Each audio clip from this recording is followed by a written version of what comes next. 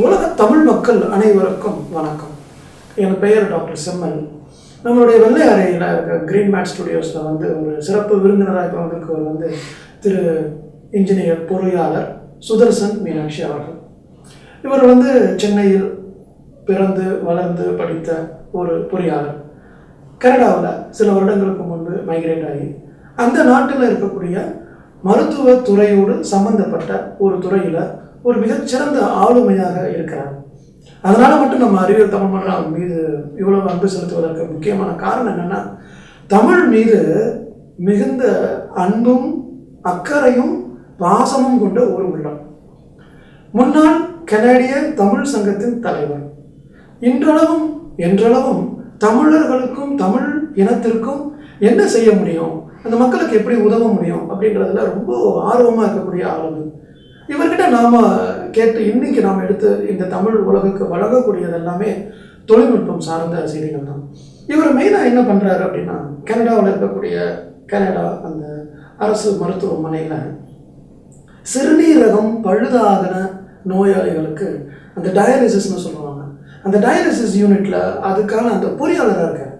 நம்ம நாட்டில் மட்டும்தான் நீங்கள் டாக்டர்ஸ் மட்டும் ஒரு நோயாளியை டீல் பண்ணுற மாதிரி இருக்கும். கனடா அமெரிக்கா போன்ற நாடுகளில் ஒரு பெரிய டீமே இன்வால்வ் இருக்கும். அதில் பொறியாளர்களும் இருப்பாங்க. எல்லாருக்குமே இந்த இடத்துல ஒரு கேள்வி வரும், ஒரு பொறியாளருக்கு ஒரு மருத்துவமனைக்குள்ளே என்ன வேலை, ஒரு பொறியாளர் ஒரு மருத்துவமனையில் என்ன ரோல் பிளே பண்ணுவாருன்னு.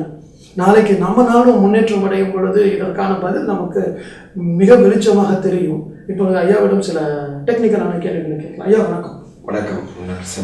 ஒரு பொறியாளருக்கு சிறுநீரக நோயாளிகள் இருக்கக்கூடிய இடத்துல என்ன மாதிரி ரோல் இருக்கும்? இப்போ இது ஒரு அருமையான ஒரு பிரிவு. அதாவது நான் 88 என்னோட படிப்பு முடிக்கும் பொழுது ஸ்பெஷலைசேஷன் எதாவது எடுக்கணும் போது இண்டஸ்ட்ரியல் இன்ஸ்ட்ருமெண்டேஷன் இருக்குது, வேரியஸ் கம்யூனிகேஷன் இருக்குது, எலக்ட்ரிக்கல் அது மாதிரி இருக்கும்போது நான் சூஸ் பண்ணது பயோமெடிக்கல் இன்ஜினியரிங் 88.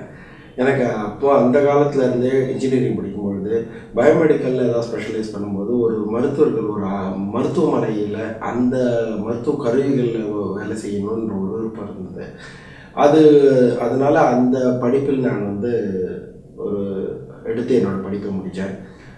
படிப்பு முடித்த காலத்திலேருந்து 88லேருந்து 3-4 வருடங்கள் நான் இந்தியாவில் பல பகுதிகளுக்கு சென்று மருத்துவ பிரிவில் சேல்ஸ் அண்ட் சர்வீஸில் இருந்தேன். பிறகு சவுதி அரேபியாவில் 3 வருடங்கள் மினிஸ்ட்ரி ஆஃப் ஹெல்த் அங்கேயும் ஒர்க் பண்ணிவிட்டு சிங்கப்பூரில் இருந்தேன்.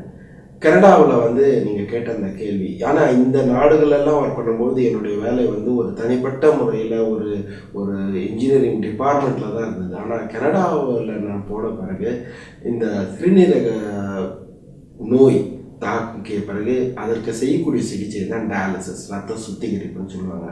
அந்த டயாலிசிஸ் பற்றிய ஒரு படிப்பை போஸ்ட் கிராஜுவேஷன் நான் கனடாவில் படித்தேன். நான் படித்த பிறகு அவங்க 2001 Toronto general hospital university health network என்ற ஒரு மிகப்பெரிய உலக புகழ்பெற்ற ஒரு மருத்துவமனையில் இன்ஜினியரிங் ரீனல் இன்ஜினியரிங் என்ற பிரிவில் நான் ஒர்க் பண்ணுறேன்.